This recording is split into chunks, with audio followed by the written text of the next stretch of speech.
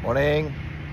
Sekarang saya berada di Pantai Mesing. Pagi-pagi menghirup udara segar dekat sini. Memang agak tenang duduk di Mesing ni. Okey, dengan pemandangan laut pagi-pagi, pemandangan tepi pantai, udara yang segar. Okey, pemandangan laut memang indah sekali. Okey, sejuk mata memandang. Tengok situ.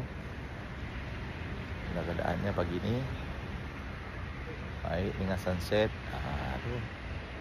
Matahari baru nak naik. Dan ramai-ramai di kawasan sekitar ni, ramai-ramai yang jogging kat sini. Itu dia pemandangan ni. Okey.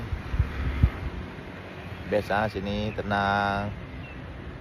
Kan, macam hidup di slow sikit tempat kan. Nyaman, udara nyaman. Pistaran yang bersih, tenang kan.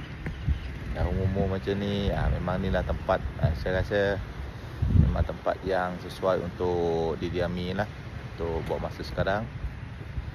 Inilah tempat untuk saya berpindah dulu buat masa sementara waktu ni. Dan saya akan nikmati dululah keindahan alam kan, keindahan alam sudah jadi kan.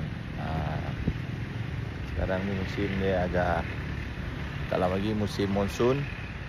So siap sedia untuk kemungkinan banjir lah. Semoga tak ada banjir kat sini. Alright. Tempat indah sekali dekat Mesing ni. Pantai dia. Orang berjoging. Ni memang syok lah, sedap. Okay. Alright.